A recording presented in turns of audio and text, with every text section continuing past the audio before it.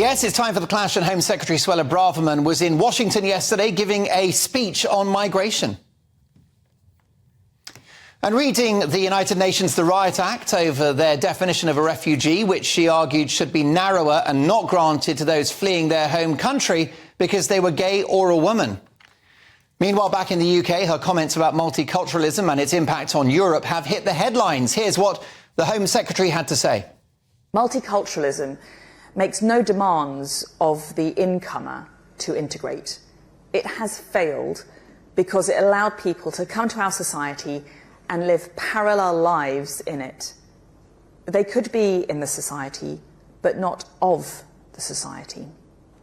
And in extreme cases, they could pursue lives aimed at undermining the stability and threatening the security of our society. But as quick as night turns today, Braverman's remarks were blasted by the usual suspects, with Labour's Shadow Home Secretary Yvette Cooper accusing her of deeply divisive, damaging political game playing. But what do you think? Is Braverman right that multiculturalism has failed? Let me know your thoughts. Mark at gbnews.com, and I'll bring you the vote of our poll on that very shortly. But to debate this now, I'm joined by the social commentators Joanna Jarjue and Chris Rose, and GB News star Nana Akua. Joanna, let me start with you. Do you think that multiculturalism has failed in this country?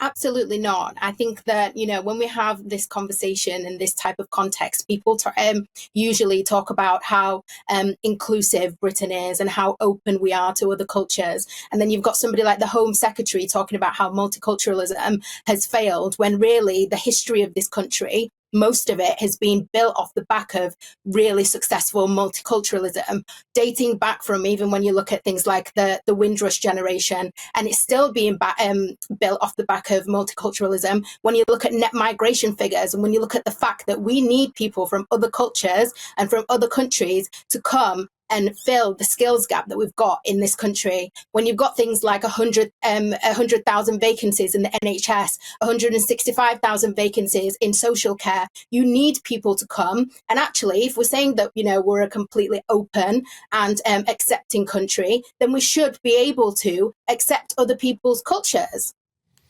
We should be able to, but Chris Rose, it doesn't always happen. Unfortunately, there are ethnic tensions within our great country. Absolutely. And I think over the last 24 hours, what I've repeatedly seen is people mix up multiracialism and multiculturalism. Like multiculturalism, you need a cohesive society where cultures come together and unite. But that isn't always the case. I mean, we've seen it in Leicester, we've seen it in Blackburn, we've seen it in Dewsbury, we've seen it in Yorkshire as well. And we've seen it in Peckham as well recently. And when cultures get to the point of a melting pot and they combust, it can turn very toxic. As we've seen, in Peckham, we had the racism towards the Asian shopkeeper recently as well.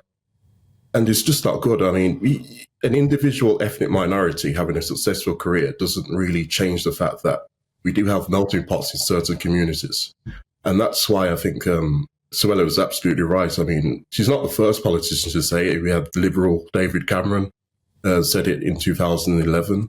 We had Angela Merkel, who said it in 2010. It's a very reasonable point to come to that conclusion, and I fully agree with her. Nana Akua, we've had lots of commentators pointing out ad nauseam that Suella Braverman herself, the Home Secretary, is an example of multiculturalism working. Is that a red herring? Well, to be honest, it's the exact opposite, actually. So, Suella Braverman, I think what it is people keep confusing this definition of multiculturalism with having just a multicultural sort of style within the country. So, multiculturalism is about separate groups coming in and keeping their individual separate identities within a whole picture. So you would have, say, a Muslim area potentially, you would have, say, a Hindu area, a potential Sikh area, you'd have a black area that could be African, then a Caribbean area. But those areas don't necessarily mix. They're just lots of cultural areas. So what it does create are little individual ghettos. So what happens when somebody from, say, the Caribbean comes, they'll go to the Caribbean section and just stick with the Caribbeans. So Suella Braverman is the exact opposite of that. Her parents, like my parents, I imagine, came to this country and assimilated to the environment. So my parents didn't bring a little bit of Ghana and only go where the Ghanaians were.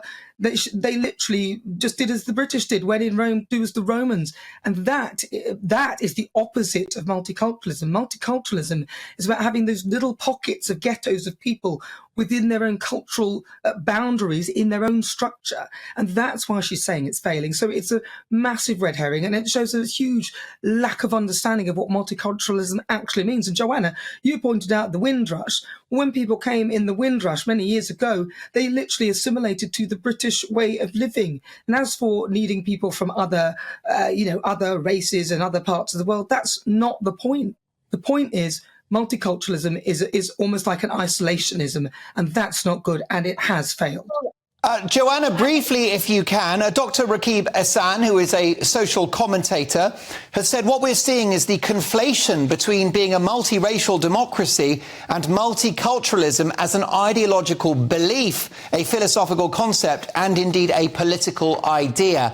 Joanna, are you not gaslighting my viewers and listeners who feel impacted by the fact that there are racial tensions among ethnic groups in some of our cities and their lives are being affected by it?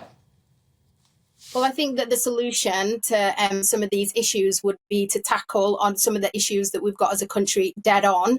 And going back to what Nana said, about the Windrush generation, we've just had Notting Hill Carnival. That is a perfect example of great multiculturalism. When you look at what that carnival contributed to the British economy, when you look at what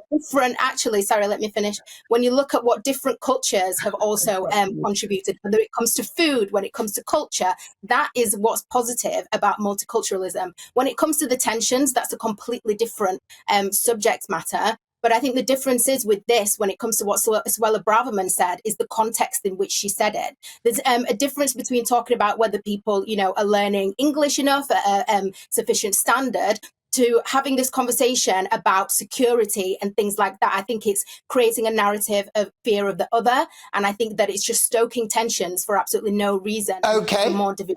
The clock is against us. Last word, Nana and Chris. First of all, Nana Akua, you're shaking your head. Notting Hill Carnival, perfect example of integration. But she's using the word multiculturalism again. Okay, that's an example of people, bringing their culture into the streets of London. So that's an example of multiculturalism. Was it successful? What, with a load of people, 75 officers injured, over 300 arrests, people running around the streets?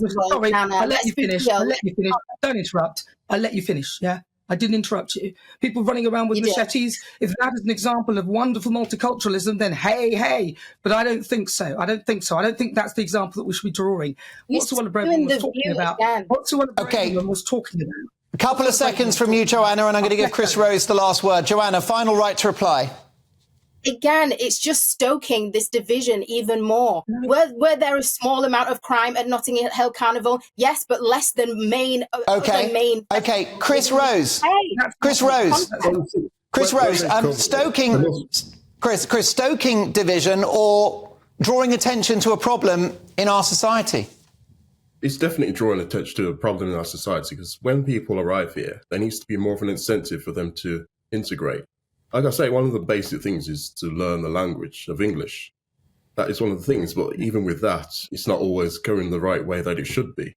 And like you say, like Nana said, there are little ghettos, and those ghettos do cause issues. We see, Birmingham is closer to me, and we've seen over the last few decades that every once in a while, those tensions do rise up, and it does release in a very toxic way. Fascinating debate, which we had longer. My thanks to Joanna Jarjue, Chris Rose, and of course, Nana Akua, who is back on Saturday. So, Friday, I should say. Who do you agree with? Is Suella Braverman right that multiculturalism has failed? Andy said on Twitter, yes, it's failed in its present form, where all other cultures are more important than British culture. Shadow said on Twitter, yes, when we talk about multiculturalism, we always favour everyone else's rather than our own. But Jammer says the daughter of Indian and Kenyan immigrants who has made it to Home Secretary under a PM of Indian heritage, would suggest multiculturalism is doing OK. Well, your verdict is in. 84% agree that multiculturalism has failed. 16% say it has not.